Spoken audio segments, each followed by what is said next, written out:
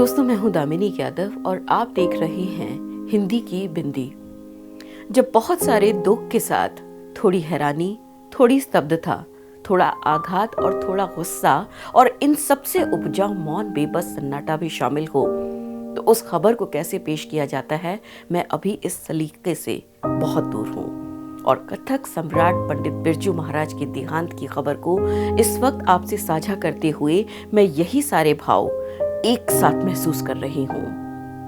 और इस दुख भरी खबर के साथ जुड़े जिस थोड़े से गुस्से का जिक्र मैं आपसे कर रही हूँ, उस चिंता को मैं अलग अलग मौकों पर कई मंचों से कई बार जाहिर कर चुकी हूँ। आप इस दुखद समाचार से तो वाकिफ ही हैं कि कथक का पर्याय कहे जाने वाले पंडित बिरजू महाराज अब हमारे बीच नहीं रहे हैं। अगर वे 4 फरवरी तक रुक जाते तो हम उनके जन्मदिन पर उन्हें याद करते हुए एक अच्छा सा कार्यक्रम बनाते, मगर उम्र के इस पड़ाव पर बार बार घर खाली करने के नोटिस झेलते रहे इस कलाकार को इस बार किसी देश की सरकार ने घर खाली करने का नहीं, बल्कि उस सर्वोच्च सत्ता ने देह खाली करने का नोटिस भेज दिया था।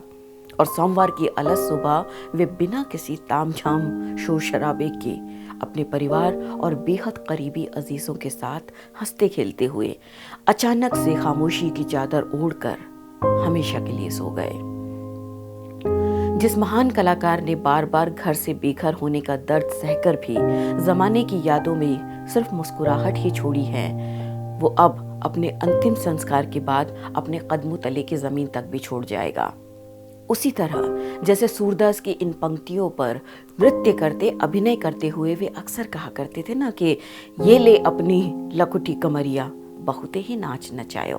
तो आज वे अपनी लकुटी कमरिया ही इस जहान में नहीं छोड़ गए हैं, बल्कि अपने उस नाच को भी हमेशा के लिए छोड़ गए हैं जिसके बिना वे कभी सांस तक नहीं लेते थे। यहाँ तक कि कोरोना काल में भी ऑनलाइन क्लासेस के जरिए वे सक्रिय रहे और नृत्य को किसी रूप में अपने से दूर नहीं होने दिया। कोई भी बीमारी, कोई भी लॉकडाउन, कोई भी पेंडेमिक उस व्यक्ति को नृत्य से दूर कैसे कर सकते हैं जिसकी रोम रोम में संगीत बसा हो, जिसकी हर मुद्रा, हर भाव नृत्य से जुड़ा रचा हो। सरोद, सितार जैसे अनेक वाद्य यंत्र बजा लेने वाले ये वही पंडित बिरजू महाराज थे जिन्होंने संगीत को हर जगह तलाशा हुआ था, बारिश की बूंदों से लेकर पक्षियों की चहचहाहट तक। जानते हैं आप कि जब कभी दिल्ली में तेज मूसलाधार बारिश हुआ करती थी तो ये पंडित बिरजू महाराज अपने शाहजहां रोड वाले घर से निकलकर बाहर की सड़कों पर टहलते भीगते हुए इंडिया गेट की तरफ निकल जाया करते थे।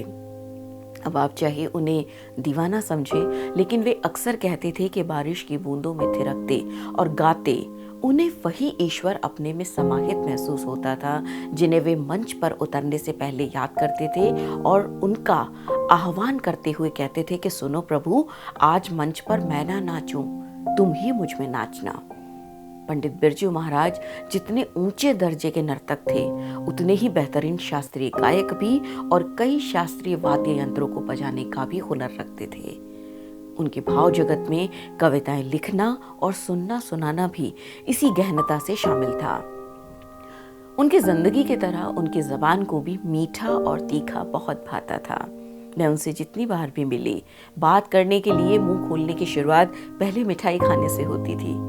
ऐसी ही एक मुलाकात में उन्होंने बातों ही बातों में बताया था कि उन्हें संगीत और कहीं तलाशना नहीं पड़ता, इसीलिए खराब कानों को ठीक करते हुए उसके औजारों को भी वो इस तरह से थाम कर इस्तेमाल करते थे कि एक धुन सी निकल पड़ती थी।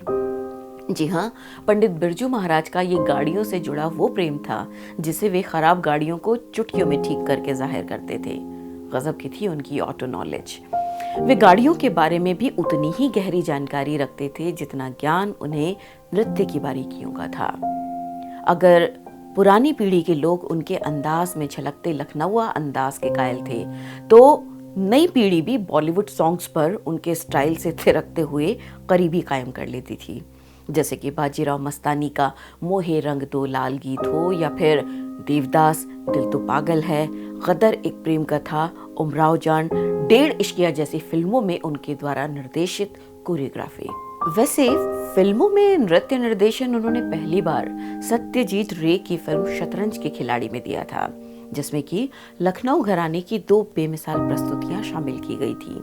और उसके जरिए ये बात एक बार फिर से उभर कर सामने आई थी कि भारतीय शास्त्रीय नृत्य कथक में नवाबों का योगदान कितना उल्लेखनीय था। यहाँ हम ये भी बता दें कि पंडित बिरजू महाराज अपनी 83 साल की उम्र तक लखनवी कथक के पर्याय बने रहे थे और लगातार सक्रिय थे। वे लखनऊ के कालिका बिंदादीन घराने की गौरवशाली परंपरा के सदस्य रहे थे और लखनऊ कथक घराने की पवित्र ड्योढ़ी गोलागंज में स्थित है, जिसे चूमने दुनिया भर से कथक प्रेमी यहाँ आकर यहाँ की खाक अपने सिर माथे लगाते हैं। कथक के इतिहास की अनेक गौरवशाली गाथाएं इस मिट्टी में मिली हुई हैं। कथक के अनेक दिग्गज इसी ड्योढ़ी से गुरु शिष्य परंपरा के अंतर्गत नृत्य शिक्षा प्राप्त कर चुके हैं और आज देश विदेश में रोशन सितारे बने हुए हैं। वहीं पंडित बिरजू महाराज, जो कि खुद सरकारी उपेक्षा झेलते हुए कई बार बेघर हुए, उन्होंने इस विशाल ड्योढ़ी को साल 2014 में महज 1 रुपया टोकन लीज पर संस्कृति विभाग के हवाले कर दिया था। इस ड्योढ़ी को लखनऊ कथक घराने के एक ऐसे संग्रहालय में तब्दील कर दिया गया है जिसमें आज पूरा इतिहास थिरकता महसूस होता है। हम आपको बता दें कि इस कालिका बिंदादीन ड्योढ़ी का भी अपना अलग ही गौरवशाली इतिहास है। पंडित बिरजू महाराज के पूर्वज ठाकुर प्रसाद, दुर्गा प्रसाद और मान सिंह अपनी कला में इतने प्रवीण थे कि जिससे अवध के नवाब अमजद अली शाह भी मुतासिर हुए बिना न रह सके और ये ड्योढ़ी निवास स्थान के तौर पर उनके सुपुर्द कर दी। बाद में अवध के 5वें नवाब रहे वाजिद अली शाह के समय में 1847 से 1856 के दौरान कथक के लखनऊ घराने ने अपनी कलात्मक ऊंचाइयों, गौरव और वैभव को छुआ।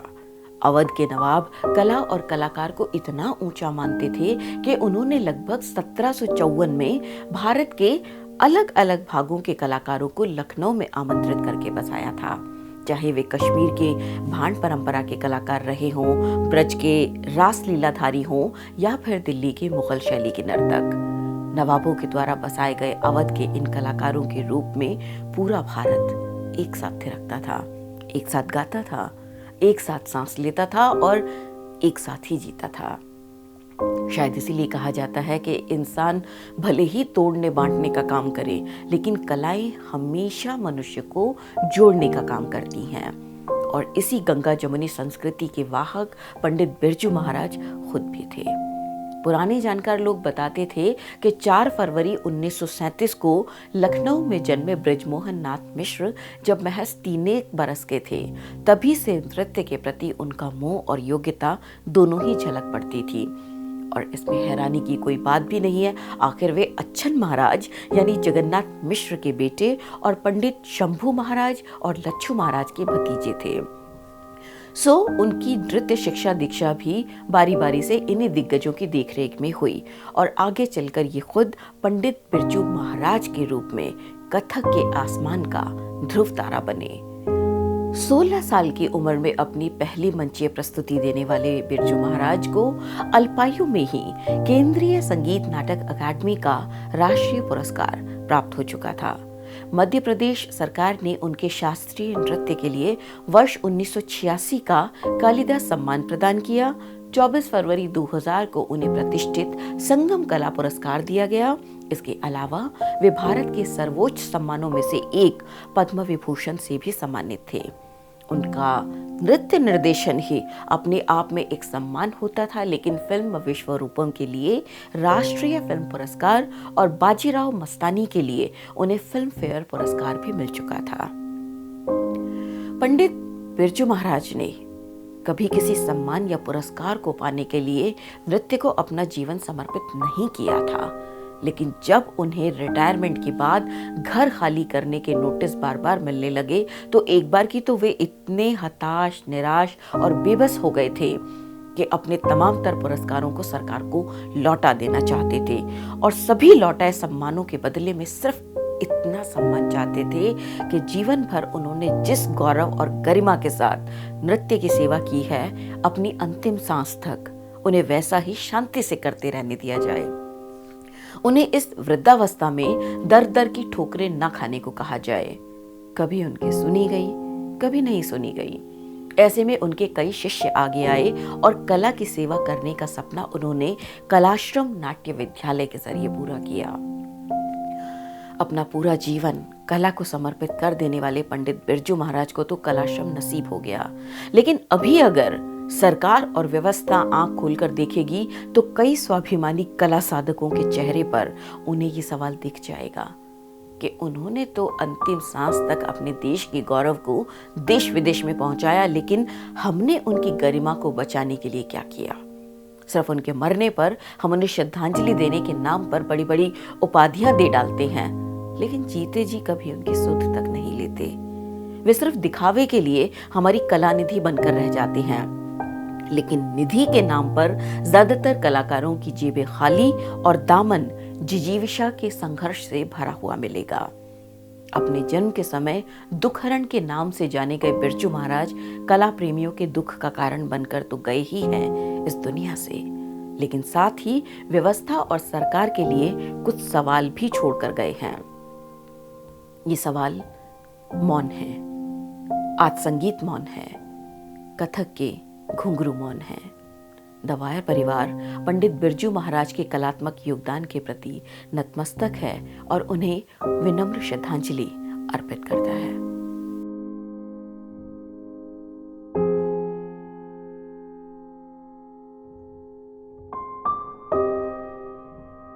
Get a sneak peek of exclusive content before everyone else for channel members only.